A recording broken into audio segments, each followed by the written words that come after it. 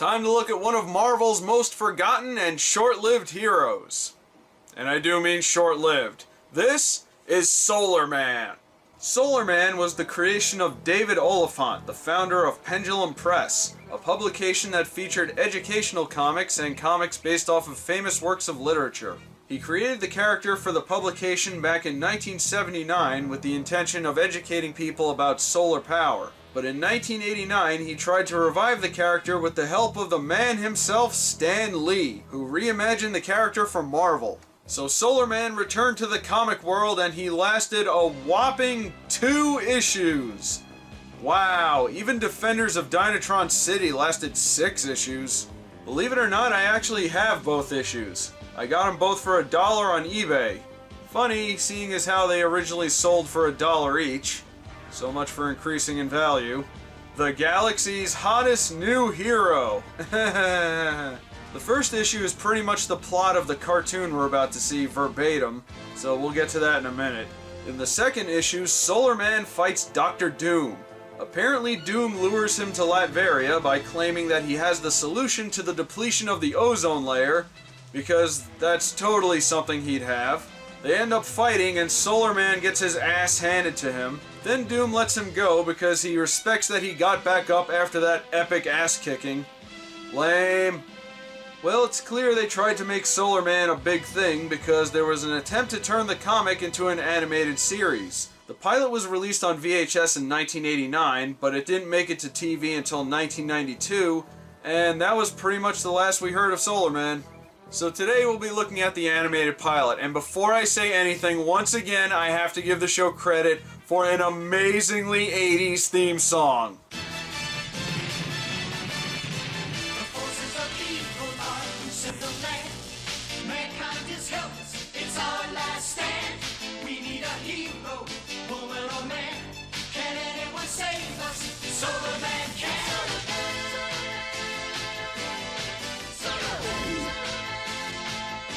Ah, so cheesy. Solarman, you know what I like. But don't try and get on my good side, you know why I'm here. An alien named Gormaga Kral, and if that's not a villain name, then I don't know what is, has a powerful device that can extract energy from a sun and uses it to power his ship. And Earth's sun is next. No, Commander! There is life on its third planet, the one known as Earth! If the sun is destroyed, the whole human race will perish. That is no concern of mine. I created the Energizer to help people, not destroy them. You created it at my command. You mean the evil guy is using the device I gave him for evil? How did I not see that coming? But luckily Papa Smurf here possesses a device that can stop him and tries to escape with it. However, Evil McEvilton shoots him down and he crashes on Earth. We then meet our main character, Ben, a young comic book artist. Oh no. Then, after Space Ranger smashes into the saucer with his laser, I'll have him find the most beautiful alien in the galaxy. Jeez, I thought my drawing sucked. It's Dad. I didn't expect him home so early. 2:03. Glad to see you exercising instead of wasting time drawing those comics. Oh, no way. Just keep it up and you'll make the team yet. Yeah, Dad. Stan, did you insert yourself into this story? Is the character Ben Tucker modeled after you? Well, I guess almost any character that a writer does is modeled to some degree after himself or herself. So I guess there might be a little bit of Ben Tucker in me, or of me and Ben Tucker, but basically I was trying to think of a typical nice teenage kid. I'm a little bit older than that right now. Oh boy, we have stumbled onto something special. Oh boy, my arms will be sore for a week. Not that I'm an expert on this kind of thing, but I don't think the pop-collared dress shirt and tacky tie combo make for good exercise wear. I see you're all dressed up in your workout clothes, son. Why don't you throw on your tuxedo jacket and we'll go out back and play some football? I just want to become a comic book artist. Boy, maybe someday Space Ranger will be right up with Spidey or old Greenskin. Spoilers, it won't. Then that alien guy crashes near their house. It's disgraceful what's happening in this neighborhood. Now they even have panhandlers on the beach. Oh, please, can somebody help me? He might be in trouble, but why get involved? Oh great, another alien crashed in our town again. Jeez. Someone ought to build a wall around this planet. Because Ben is apparently the only person in town who isn't a dick, he tries to help him out. He gives Ben the wrist thingy and then dies. Yeah, he dies. Too bad, he seemed like such a nice guy. What was his name again? Then, Darkwing Duck shows up. Actually, it's some androids looking for the bracelet. Speaking of which... What's that? Hey! What's happening? It's you! Ben, you must go to the Dagobah system. Are you a ghost? I am Dr. Shahan. Oh, so that's his name.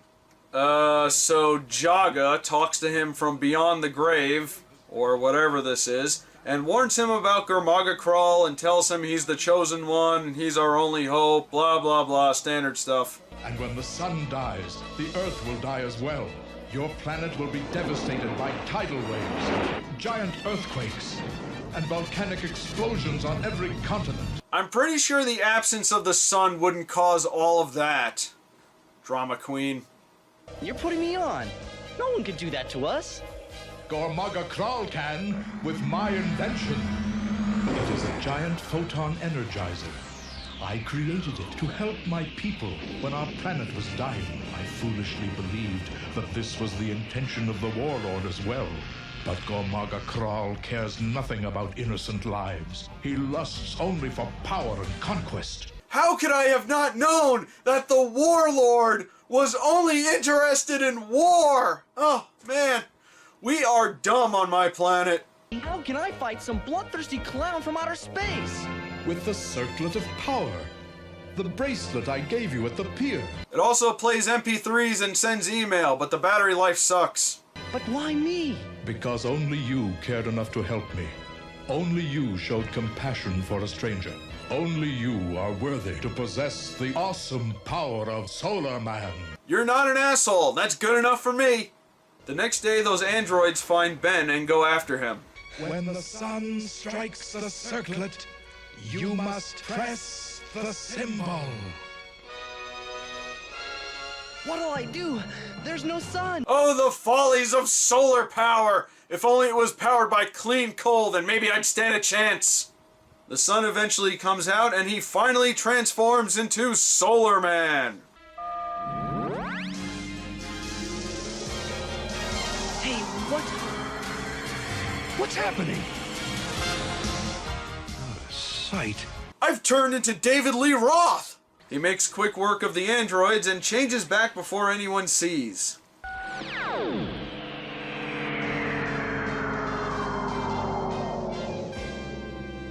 It worked! I've got the power to change myself. Like a teenage Hulk. We get it, Stan. You made the Hulk. Stop reminding us of stuff that's more interesting than this. Hi, Ben. Jenny. What are you doing with that pile of junk? Wait a minute, that's Jenny? She didn't look like that in the comic. I guess they wanted an 80s punk look for her in the pilot. She looks like Rex's younger sister. The androids pull themselves together and take him to Gormaga Krull. But then that other guy's daughter and her adorable robot sidekick come to his rescue. Who are you, and why are you helping me? I'm... Sorry, no time for names. I'm not going to be around for much longer. We're safe. We made it. You've been hit. Go. It's up to you. Only you can stop Gormaga Crawl. See, now she's dead too. We didn't even see her get hit or anything. Are you having fun yet, kids?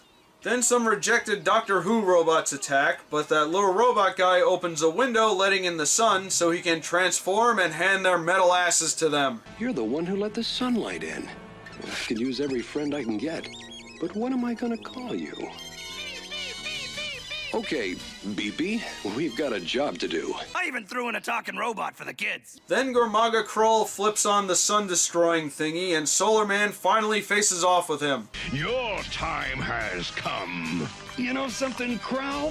You sound like a comic book villain. I'm self-aware! Do people like me yet? Perhaps. And I strike like one, too.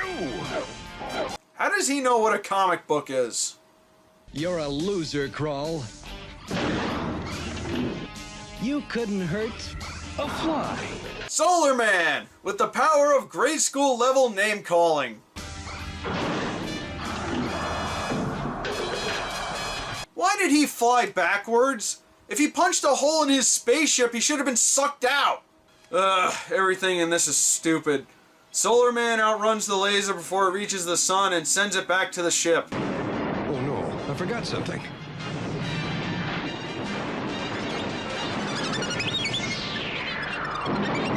Gotcha. Oh, thank God. He rescued the only likable thing in this cartoon.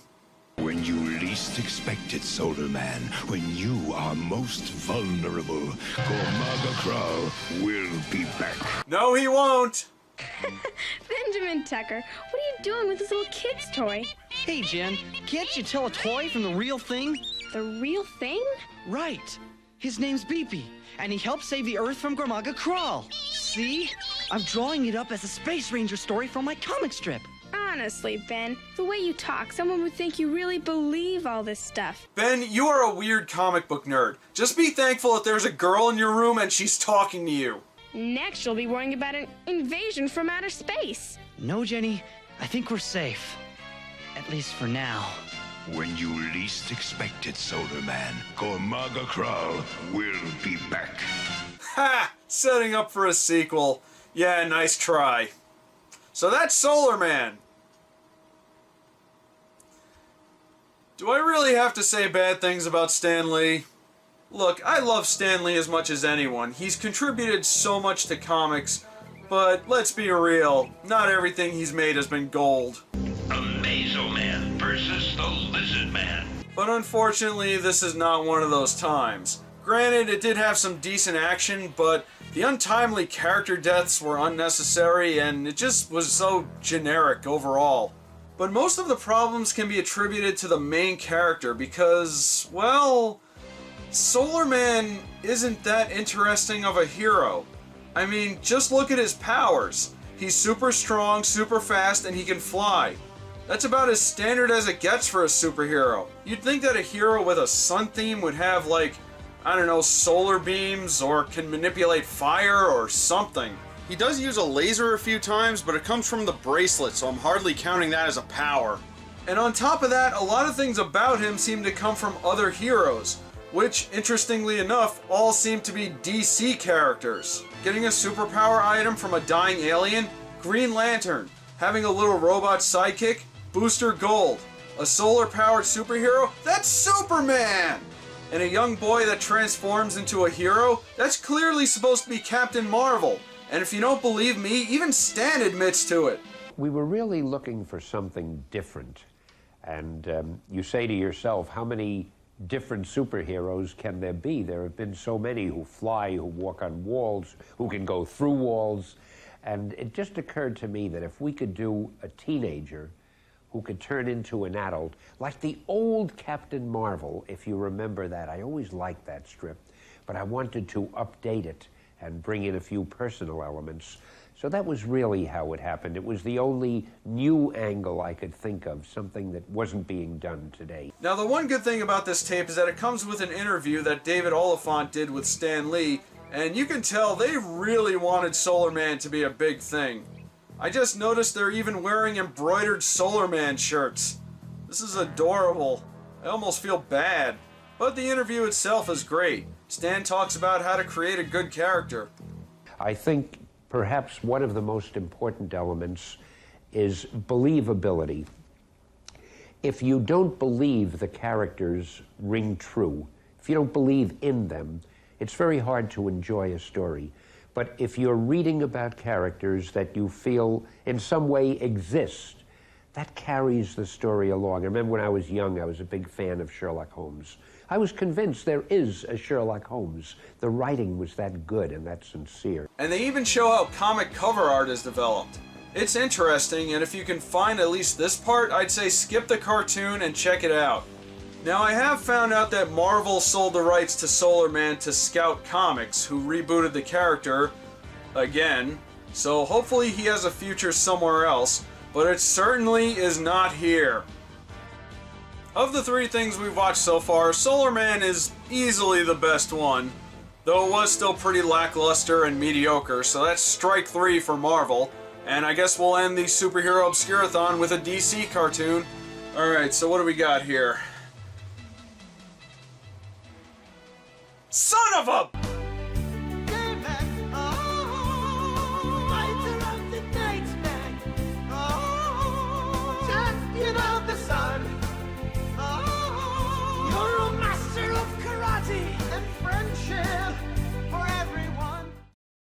But I couldn't have done it without my sidekick, Footbot. Thank you for building me, Daddy.